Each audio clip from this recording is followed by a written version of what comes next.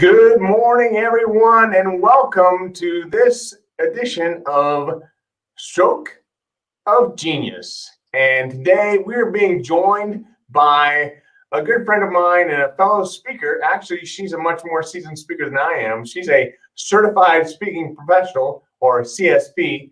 Her name is MJ Calloway, and I'd like to bring on MJ and we can have a little conversation. Hi, MJ. How are you?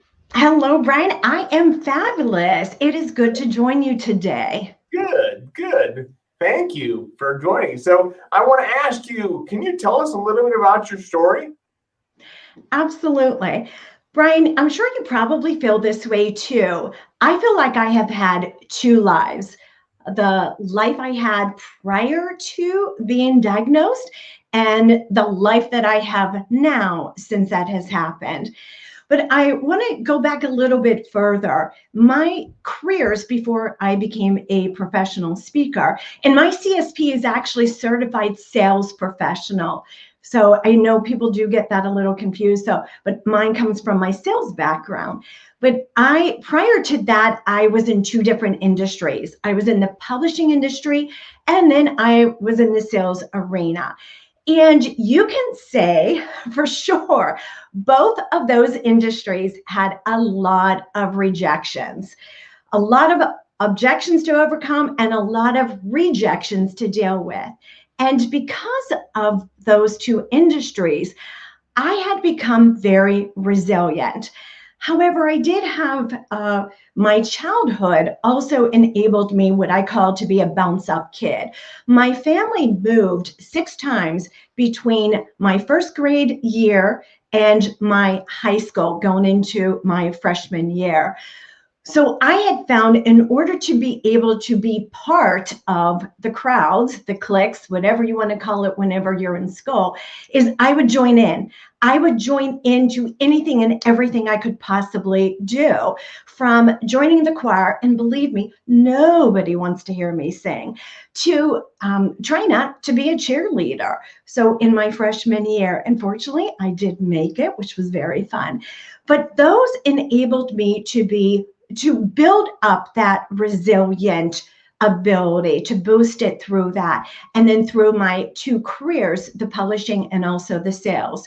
So by the time I was diagnosed with in 2016 in the fall, so not quite, well, almost, actually next month will be 4 years.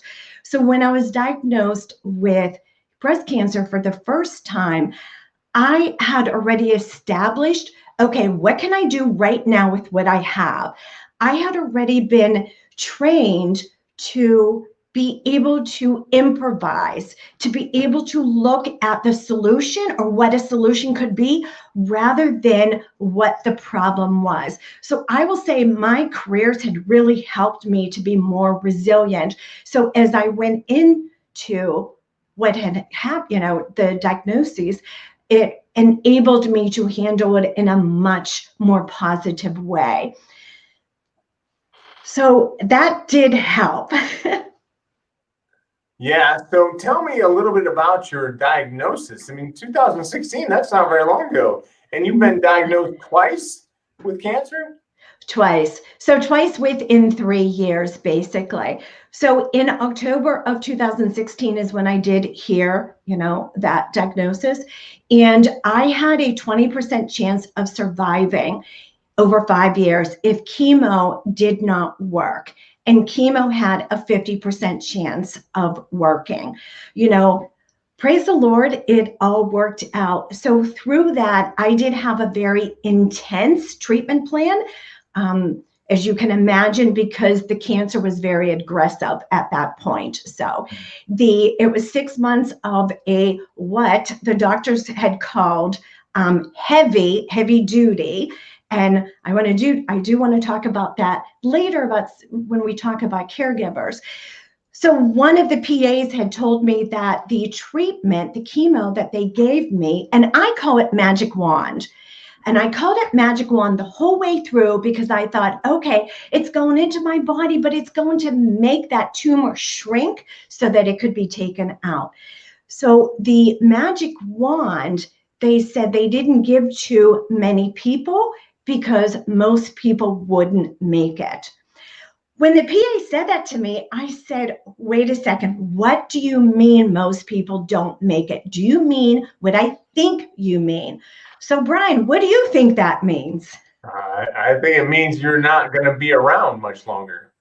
Exactly. So when they didn't consider the cancer compromising my immune system, unfortunately, I was healthy in every other aspect. So that is why I was able to have that treatment plan. So with that, exactly, that was what they meant. So, and when they talked about heavy duty, they meant heavy duty. So that was 6 months with that. And then I went into a surgery, and then I went into another 8 months of chemo, and then 30 sessions of radiation. All of that was to kill anything that was remaining after the surgery. However, about a year later, it was actually in June of 2019, I got the second diagnosis that it returned. There was some that the radiation didn't kill, the second round of chemo didn't kill, and I had to have 2 more surgeries. So the upside to it is, right now I celebrated in August 14th, I celebrated my 1-year anniversary. And I'm going to thank you. Congratulations. Thank you. So, and it's, I kind of take it from a humorous perspective. It's the second time I get to celebrate my 1 year. So I hope this time I get to that 3rd year. So that is, the 3rd year is where they feel like you have a better chance. The 5 year is great, but we want to get to the 3 year. So when the 3 year comes, I'll have less appointments, and, so it will be a good thing. But every day I get to wake up is a blessing. And I'm sure, Brian, knowing what you have been through, I know that feeling. Yep, that's for sure. No, I would absolutely agree with that, because you just never know what the next day is going to bring. So appreciate that you're in. And I feel in same way with you have that positive perspective. One of the things that the doctors had said to me over and over again was, be prepared to be hospitalized. And that was because of the treatment. They thought I would end up being hospitalized, because most people that were on it did end up having some hospitalization within their treatment plan. They were in the hospital. There's one woman I met who was in the hospital for 45 days after being on a similar treatment plan. The doctors, they said that, and I kept saying, okay, but that's not everybody. Not everybody is hospitalized. I want to be one of those ones that aren't. Tell me about the people that are not hospitalized. Yeah. So that offsetting the negative with a positive, I think, is what helped me be able to have such a successful outcome. Let's say that. Is that more of the mindset that you have? Is there something you've done to acquire that mindset? It has to do with mindset and attitude. And my attitude and mindset for every single appointment I went to, it was a date with my future self. So I went dressed as if I was going to an appointment, or as if I was going, to see a client, because it was a date with me, with my future self. So I know, isn't that fun? Cool. That's cool. And the doctors and the nurses, they all looked at me differently because of it. I would go in with my notebook, I'd go in with my pen, and I always did have someone go with me, because when when you're going through treatment, you're, especially with chemo, I call it brain fog. They call it chemo brain or chemo fog. I called it brain fog. So, or Swiss cheese moment to try to get that chemo, because chemo as a word is so derogatory. So I tried to get that out of my vocabulary. And that's why I called it magic wand.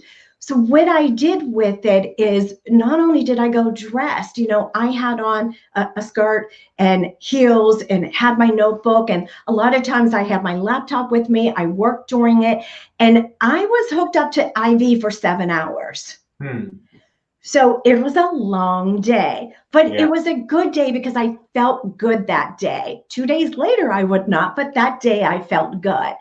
So when I went in like that, the doctors knew, that the physicians, the nurses, they knew that I was part of this treatment plan.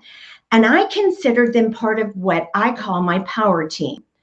So I didn't look at it like they were here and I was here. We were all on the same level because I had as much to do with my recovery as they did.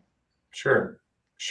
So how do you do that? How do you have that sort of a mindset where you just seem so fun and I don't know, just it's interesting. Is there something you did as a young child? I mean, obviously your cheerleading experience was part of it, but is there something else that happened? I will say, I started out in preschool, kindergarten. I had some speech errors. So I went through speech therapy. And I can remember as far back as probably first, second grade, hearing, you can do it. You can do it, from the speech therapist. And then, of course, through cheerleading, it's I can and I will. They always say, I can and I will. And I think that I can do it has followed me through childhood. I also have 3 brothers. One came much later, but my brothers, and I also grew up most of the time in a neighborhood with all boys. So they were always pushing, and I was always trying to keep up with them. So one thing that I never wanted to do was be the person sitting on a bench. Right. So I was always trying to figure out how I can keep up with, or how I can be as good as. And one of the terms that I use, and it comes from my son playing basketball, and I never realized that I did it when I was growing up, was the term play up. So when my son played basketball through junior high, high school, and college, he always played with players who were better than he was. Right. So because you always get better when you are with someone who is better than you are. So play up. What I didn't realize was through my childhood, I was always playing up. So I think that had something to do with it. And I didn't even realize it. Subconsciously things happen. And when I was a cheerleader, I made it as a freshman, and everyone else on the squad was sophomore, juniors, and seniors. So even there, my first year as a cheerleader, I was playing up. That's awesome.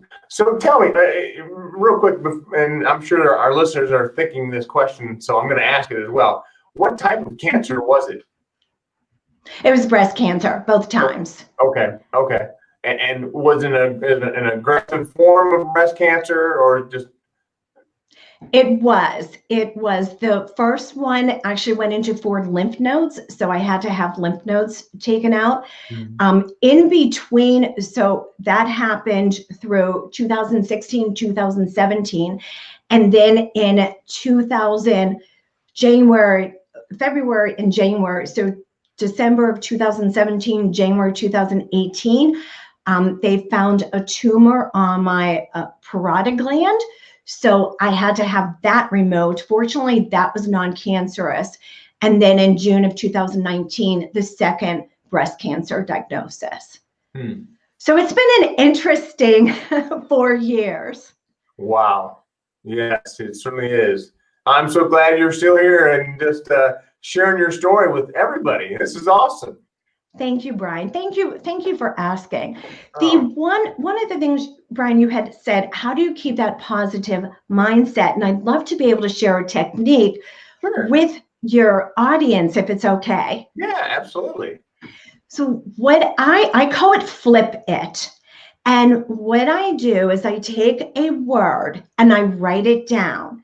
So when I write it down on paper, because I want it out of my head, And then it goes back to that, write it down, make it happen. So I write it down on the left side of the paper, and then I put a line down the middle, and then on the right side of the paper, and I put at the top positive.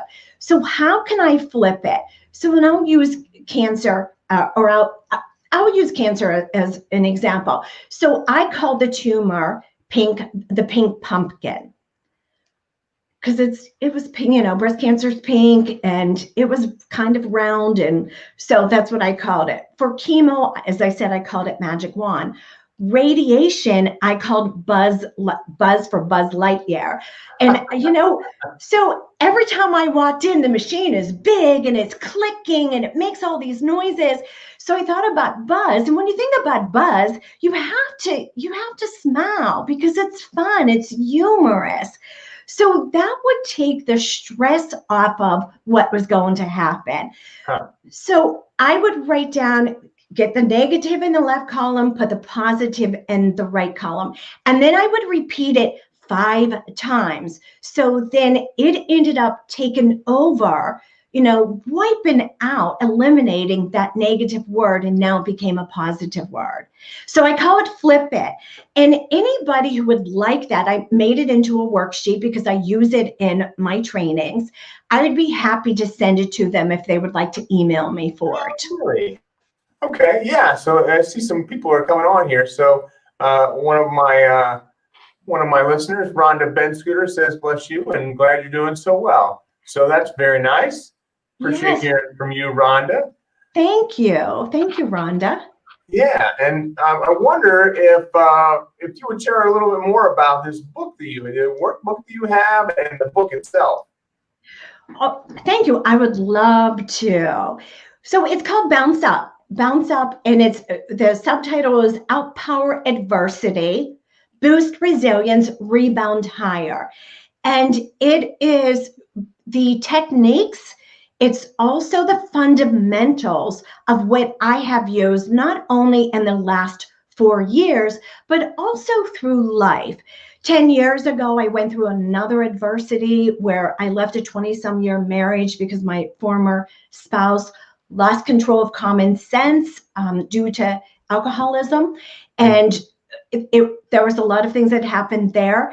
And I do share that in my book. But the book takes not only my story, but it shares 7 other stories of professionals, of CEOs, of the former Ohio State football coach. All of us who we've hit bottom and we bounced up. And I use bounce up rather than bounce back, because bounce back takes you right where you were before the adversity hit. And no one wants to go there. So bounce up takes you to a better place. It makes you stronger. So that's where the rebound higher comes from. It's lifting you up higher than you were before. And it is this all part of the mindset stuff that you've been talking about? It is. I share the flip it technique in there. I share a number of techniques. I have what's called game changers. There's over 142 tips, techniques, and tactics to bounce up, to be more resilient, to overcome adversity. Wow. That is awesome. So, all right. So I'm a Ohio State fan. Tell me which coach it was and what it was that he bounced back from. It was Jim Tressel. Uh-huh. And you probably know his story. Yeah. So what caught me about his story is and I do have a couple of friends who have husbands who are pro coaches, and I know what the media can do to them. Media can be brutal. So I had an idea of what Jim was going, well, now he's President Jim. Yeah. President Tressel, so I'll get it correct here. So I know when I was interviewing him, I called him Jim, but I thought, oh, I better not now. So I have an idea of what he went through only because of having friends who have husbands who are pro coaches. Mm-hmm. So when I was reading his story, and what caught me was he decided after he resigned that he was going to read 100 books before he decided what his next direction would be. And I thought, what a fabulous goal. 100 books. 100 books. Wow. Now, he didn't quite get to 100. It's somewhere around 30 something before he accepted a job consulting job to help one of his coaching friends. So with the Colts. So he somewhere around 32. But think about that. What an impressive goal. And it came with a reason. He had conviction behind it, and there was a fundamental to it because he wanted to get more education. He wanted to hear other perspectives. And this is what I am taking from my interview with him. Before he made a decision. So that was what had drawn me to interview him and to include him in the book. Oh, that's great. That's a great story. Oh, that's when somebody else has joined. Our old friend Randall Reeder has joined. Hey, Randall. So he says, good to see you. This is the first time since February. And yes, we will bounce up from COVID-19. Yes, we will, Randall. Yes, we will. Yeah. So, and speaking of Randall and Brian, the two of you, I met the two of you at the NSA Ohio chapter meeting, and that was the first time that I was able to drive for more than 30 minutes after my last surgery. Really? So, yes. So Wow. whenever you asked me to be on your podcast here, I was like, oh my goodness, it would be great to, because I have great memories of us meeting and talking and sharing dinner together. Yeah. And I thought, because for me, it was a big milestone. You know, it's 4 hours from Pittsburgh to Columbus, and it was a big milestone to be able to do that.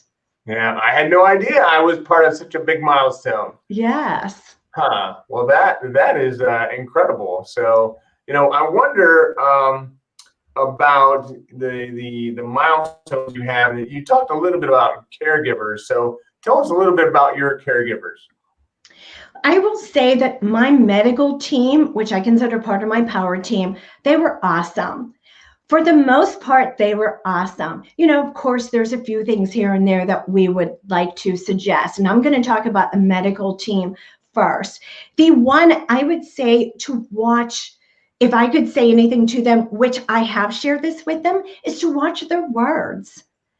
Yeah. When the PA said most people don't make it, there's another way around that. The reason we're having you on this treatment plan is because right now we consider you healthy and it would be a good plan for you.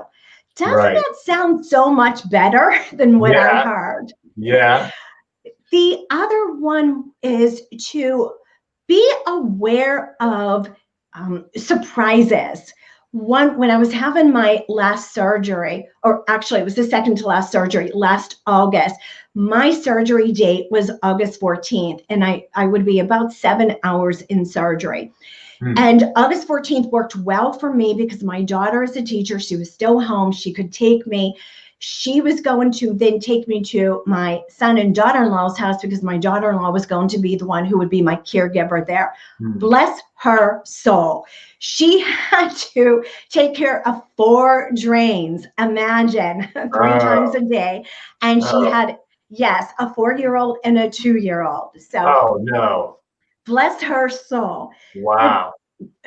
What happened is when I talk about be aware of surprises, I got a call one day from the scheduling office in the plastic surgeon, because I had 2 surgeons on that surgery.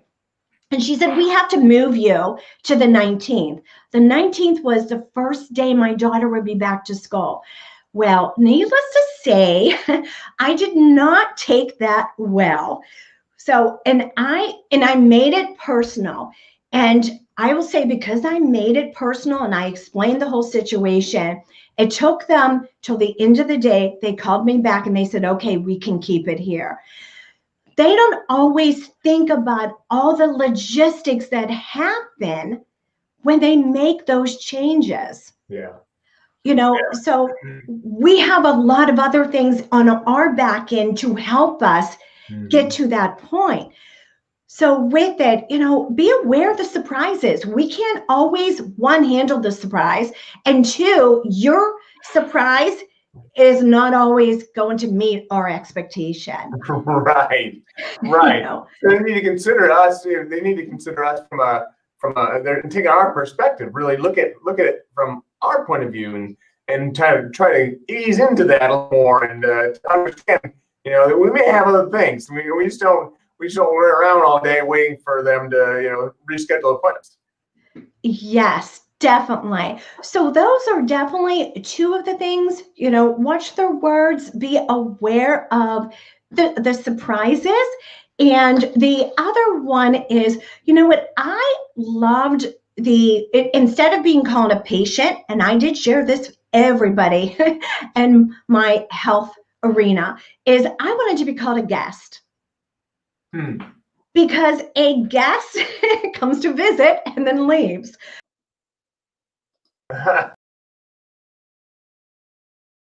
Be there for the long term. I wanted to be there for the short term. So, and some of the oncology nurses, they did know it. Like they knew that they were calling me a guest, and it was awesome because it made me smile. Well, that is awesome. I love how you had them call you guest versus patient. That's much more welcoming. It makes you feel like you're an Airbnb or a bed and breakfast or something like that. Definitely. And Brian, and I would like to add to all of those suggestions that I have just shared. We also need to be aware of, we are our own advocate. We're part of our power team, and we need to take responsibility for what happens and the way people treat us. There's that cliche, we teach people how to treat us. And if we're not asking questions, if we're not doing our own research and reading about what is happening, we can't ask those questions that can help us. Right. And if we don't voice it, then they're going to tell us what to do. And them telling us what to do isn't always a good thing. Right.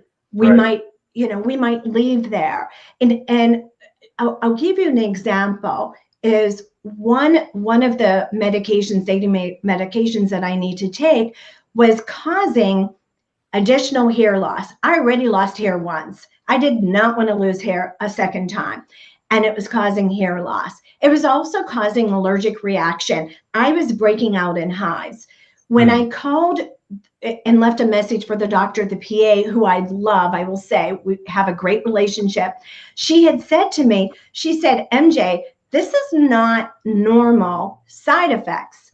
Well, I know I'm very attuned to my body. Through this, it's the one thing it has taught me.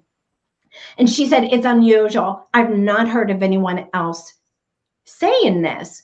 Well, it made me wonder, are other people having these side effects but not sharing them? So when I did the research, 2% of people were having those side effects. Really? Yes. So when I thought, okay, could it be that people are not either paying attention or not voicing what is happening? So that would be the one thing that I would want to share, is be attuned to your body so that you can share anything that is happening that might not be usual, so that we can be in a better place to heal. Yeah, no, that's great. I mean, great advice, because they have no idea what to do and how to heal us, and how to make it better if we don't tell them what we're experiencing. Right. Yeah. Right. Great point. MJ, we're about at the end of our time already. This is going by so fast. I really appreciate you being on. But tell us what would be the one thing you would like to leave? And the tip you just gave is a great tip. But is there something else you'd like to leave the audience with And then also, how can we contact you if we need to? And how can we get your book? Okay, awesome. Thank you, Brian. So my book, I'm just going to show you, looks like this. Can you see it? There you go. I can see it. And they can order it on Amazon. So it is available on Amazon. They can contact me at MJ.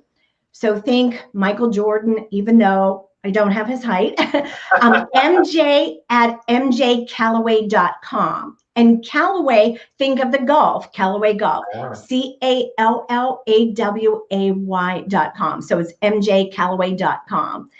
So, in my last tip would be to think about, I used a word unshakable as one of my fundamentals. Unshakable, improvise, and conviction. So those are the three fundamentals that you need once you get past the mindset. So with it, you can be unshakable by having belief in you. And you can have belief in you by going back and looking at what have you overcome in the past? What strengths do you have that helped you overcome an adversity or a setback or a failure in the past? And then you dig down deep into those strengths to help you overcome what's in the future, or what you're going through right now, or what you're going through COVID. And then the last thing is to always ask yourself, what can I do right now with what I have? And when we ask ourselves a question, we get out of the problem, staying stuck in a problem, and we move into solution-based mindset, which opens up our mind and opens a possibility for more opportunities. Awesome. That's great. I love it. Thank you so much. Thank you for sharing all that. And you said to contact you would be MJ. How is it? MJ at mjcallaway.com. mjcallaway.com. Okay. And they can always connect with me on Facebook at MJ Callaway. All right. Awesome. Thank you very much. I appreciate you for being on. Thank you, Brian. I appreciate you, and you have a bounce up day. Awesome. Thanks very much. Take care. We'll see you soon. Bye.